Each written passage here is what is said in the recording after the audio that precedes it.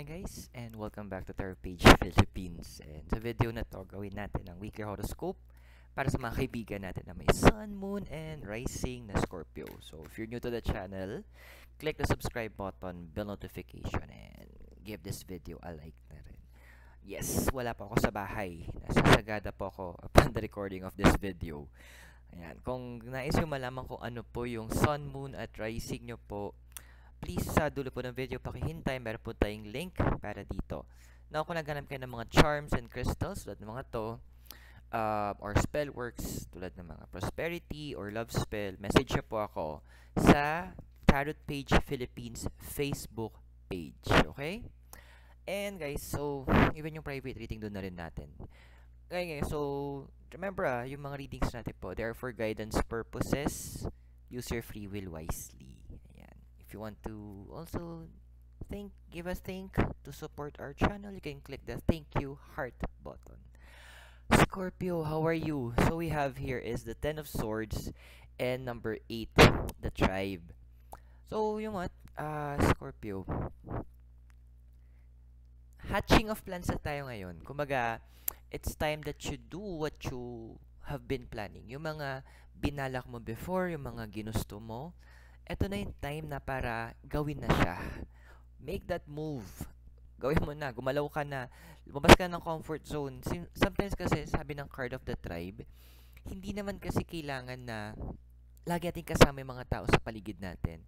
May mga moments of, tinatawag tayong dapat, isolation. Moments na kailangan na tayo lang. Moments na dapat hindi tayo, kumbaga, yung me, I, and myself, yun yung tatlong makakasama mo lang. So, eto yung moment na yun. Eto yun. So, eto yung time. So, just nga pala, no, horoscope to para sa, malimutan, September 18 to 24. Ayan. So, Scorpio, eto na yung time na yun, ha? And, sometimes being isolated, yung mag-isa ka, hindi mo masama eh. Kasi, may responsibility ka, may responsibility ka sa sarili mo na gawin yung mga bagay na yon, na mag-focus ka sa sarili mo. Gawin mo, ang dami mong plans, ang dami mong gusto, may mga targets ka. Gawin mo na, di ba? Pero naman pumipigil kasi sa'yo. Ha? Ano ba yung crossing card mo? 5 of Cups and number 32, here and now. Okay, so ito na nga, Scorpio. Not all the time kasi. I mean, paano tayo put into words? Siguro andun yung point na may takot ka na baka mamaya kapag ginawa mo yung mga nais mo, ginawa mo yung gusto mo, baka mali. Sino ba magsasabi kung mali ang isang bagay? Gamitin mo yung dalawang standards na masagat wala kang sinasaktan or hindi ka nasasaktan at wala kang nilalabag na batas. So what? Diba? It's time for you to move out of that shell. It's time naman na gumalaw ka. Kasi sometimes yun yung mahirap eh. Yung fear, yun yung pagpumigil sa atin ng fear. Wala na. Wala na tayong magawa. Andiyan na yung point na nga, napapanganga na lang tayo. So, don't let fear. You know what? Ang fear kasi, actually, ito yung tutunan ko, Scorpio, na ang katapat or para matalo ko yung takot ko, hindi tapang ang kailangan ko eh. Ang kailangan ko, alamin ba't ba ako natatakot. Kasi parang ganito lang yan, di ba? Pag, nasa isang lugar ka na bago, sabihin natin, sa loob sa gubat, at nawala ka doon, malamang takot talaga mararamdaman mo. Kasi hindi mo alam kung anong meron eh. Hindi mo alam kung ano yung pwede mo matagpuan doon. Pero, kung sabihin natin nag-brown out sa bahay mo, hindi, siguro may konting takot kasi baka mamaya matisod ka. Pero, hindi ka ganun kabado. Bakit? Kasi alam mo yung lugar, kabisado mo yung lugar. Kaya mo, kumbaga, kahit sikut-sikutin kita, alam mo kung nasan ka. Alam mo kung saan mahahanap yung ganto. May idea ka na, wait lang, baka pag dumaan ako dito, may nakaharang ditong upuan eh. O, andito yung banda yung yung flashlight. O, eto yung lighter. O, yun dito yung kandila. That knowledge. So, minsan, hindi, yung takot, matatalo mo yan sa alamin mo, bakit may kinakatakutan mo. Minsan kasi yung kinakatakutan natin, nandito lang. Gumagawa lang tayo ng ikakatakot natin. Gumagawa tayo ng sarili nating multo. Then yung multong yun, tayong gumawa, ayun, ending, tayong tatakot. Sabi nga nila eh, natutunan natin paano matakot. Well, kaya din natin matutunan na hindi na matakot doon. Okay? Ano bang crowning mo tong linggon to? Ay, ang ganda. Come to the edge, tsaka two of swords. Ayan. You know what? Scorpio, ang dami mong pwedeng matutunan. Ayun yung gusto mo eh, di ba? Well, literal, come to the edge na talagang gusto mong gusto mo talagang lumabas sa comfort zone mo. Gusto mong mag-explore. Then, punta ka dito. Do it. Wala namang mali doon. You know what? Pero ang pinapaalala sa'yo ng Two of Swords kasi, habang nag-explore ka, binibigyan mo yung sarili mo ng chance para maikot yung mga gusto mong mapuntahan, then give also yourself the ability, the option to also learn from it. Okay? Kumbaga, ano yung mga lessons na tutunan mo? Ano yung mga bagay na nakita mo doon na sobrang dapat dadalin mo yung mga karunungan na yon sa pagdating ng mga araw? Yun yung isang bagay na kailangan mong sinasaalang-alang. Yes, gusto mo lumabas sa comfort zone, pero sa paglabas ng comfort zone mo, as you come to the edge, andoon na kailangan maging maingat ka din. Ano yung mga ano yung pinapadala sa mensahe ng sansinukob? Ano yung mga karunungan na dapat mong akuin? Actually, along the way, ano din yung mga bagay na kailangan mong bitawan? Kasi Two of Swords eh. It's actually giving and what can you take and what can you give up? Hindi, kasi di ba parang hirap naman magbitbit na sa dandamakmak. Kung yung mga ibang binibitbit mo doon, sabihin natin, puro nasisira na, wala nang kwenta, hindi na nagsiserve ng purpose sa'yo. It's time also to have that wisdom. Ano yung bibitawan ko? Ano bang base mo ngayon? Foundation mo? 10 of Cups, tapos 30, TikTok. Yes, totoo naman. Time is very important, Scorpio, na kailangan nating isaalang-alang na, ano nga pala, no? Madami akong kailangan gawin. Ang dami mo responsibilities kasi. Kasi naako mo na hindi naman dapat sa'yo. Not, Scorpio, wag ganun. Think about yourself as well. Ano yung mga responsibilities ba na inako mo na naman na dapat hindi para sa'yo? Let them go. Hindi naman masamang tumanaw ng utang na loob, pero utang na loob din. Scorpio, lagyan mo naman ng boundaries hanggang saan ka dapat nagbabayad ng utang na loob. Tsaka huwag na doon nagkukwento kung kani-kanino, ha? Hindi naman lahat ng tao kasi gusto ka nakikitang happy. Yeah, some of them are concerned. Pero iba doon kasi, sabihin lang natin na, you know what, with the TikTok, yes, time is very important. Time mo responsibilities. Siguro, sa work, business mo, or mga errands. Pero kasi, ganito siya, ganito Scorpio eh. Pag umabot na tayo doon sa hantungan natin, okay, maging fast forward tayo hindi naman tayo maaalala na, ano yan, never siya na late sa trabaho. Lagi magandang quality, magamit siyang output. Hindi nyo naalala ang naalala sa atin, or maalala sa atin ng mga tao, siya po yung siya po yung nag-reach out sa akin nung time na kailangan ko po na makakausap. Siya po yung nandyan nung may sakit ako na nag-alaga. Siya po yung nandun nung nadapa ako, siya po yung nag-abot ng kamay. Siya po yung tumayo sa tabi ko habang lahat po walang gustong maniwala, walang gustong makinig sa akin. The connections we have, yun yung matatatak eh. Yun yung legacy natin. Yun yung may iwan sa atin. Doon tayo mag-focus. Yes, kailangan natin ng funds, malamang, kasi laging dumating si Judith.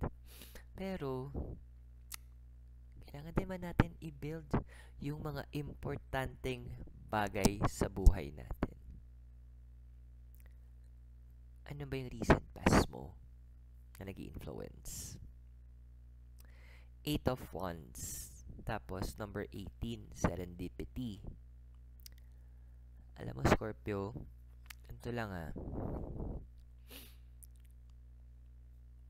Kaya nga ka pinapalabas sa comfort zone mo eh.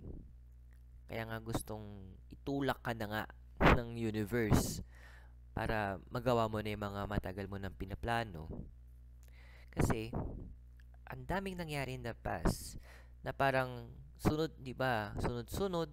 May mga hindi pa nga tapos ito, may karugtong na naman. Iba naman sabay-sabay. The thing is, with the 8 kasi it's about strength eh. Binild na doon ng universe kung ano yung desire mo. Binild ng universe na, ito dapat ang gawin mo. Ito dito yung path mo. Ito yung avenue na kung saan mag-e-excel ka. Ito yung lugar kung saan tagang aangat ka. Mag-e-explode. Ikaw, pwedeng sa career, but more likely to as you are eh. Yun yung ginawa ng universe. Ginamit niya yung mga experiences mo in the past to make you realize meron ka yung mga potentials mo. Na it's time na plano-plano, galaw-galaw na tayo. Okay? Ano ba yung pwedeng maging ikaw in future? So we have here is the 8 of Swords and also number 31, Y. Alam mo kung tutuloy-tuloy mo, hindi mo ito babaguhin. Isa sa mga nakikita ko dito sa cards mo, mga pako ka lang kung nasan ka. Ando ka lang na parang wala kang gagawin kundi mag-daydream. Ang kinakatakot ko, ayokong umabot ka sa punto na sasabihin mo, sana ginawa ko to, sana ganito pala, sana ganyan. You should, na parang, yung regrets sa tinatawag. Ang hirap nun. Kasi naubos yung oras mo eh. Kala mo nagiging productive ka? Sa totoo, andun yung point na hindi eh. Kasi nag-i-invest tayo doon sa mga bagay na temporary. Yung kumbaga, may value siya ngayon, pero habang tumatagal, nawawala ng value. Dapat doon tayo mag-invest sa mga lasting na mga bagay. Ano ba yung mga sabihin natin, parang ganito. Di ba parang, wow, bagong phone. Ba? Oo, maganda siya for that moment. Pero, andun kasi na bumababa yung value niya. However, andun kapag nag-invest naman, sabihin natin, gold, or sabihin natin, lupa at bahay. Hindi ganun kaganda, pero yung value niya tumatagal, lumaganda, mas tumataas. So, same thing with your relationships. Ayoko umabot sa point, Scorpio, na magkakaroon ka ng mga regrets. Ang hirap nun. Sana ginawa mo pala to, sinabi mo pala to, napunta mo pala to, natikman mo tong pagkain na to, na-enjoy mo to, part na to. Now, let's see, ano ba yung physical environment mo ngayon? The Magician and number 12, a change in the wind.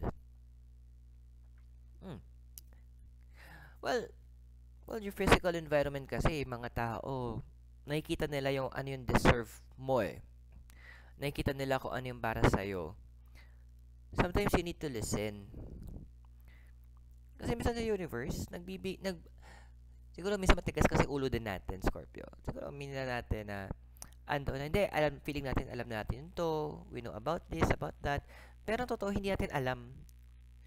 Isang gusto ko yung sinabi, one thing I know is I don't know nothing. Hindi ko alam kung sino philosopher nagsabi nun. Which is totoo. Kasi kapag sinabi natin, alam na natin yan, wala na pinipigilan natin yung sarili natin for room for improvement. However, kapag ando na, binigyan mo ng chance yung sarili mo na, ay, yung pala yun. Then, you will come to realize na, okay, meron pa palang time to expand myself. Meron pa palang chance to be better. Meron pa palang dami pa. Kaya gusto ko tong card mo eh. Come to the edge. Yung sa crown card mo.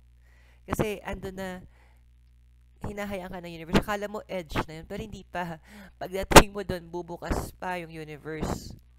Papakita sa'yo there's more para ma-explore mo pa in your life. There's more to grow, to expand. Sayang. Kasi yung emotion environment mo with the Ace of Wands, tsaka round and round. Nakita ko sa card na to, na, andun, ano ba ibig sabihin ko?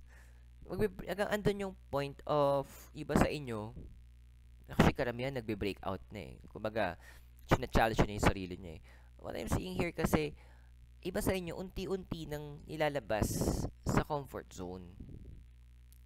Andoon na yes, may takot kasi bago. Nakakaramdam ng kaba kasi di mo alam.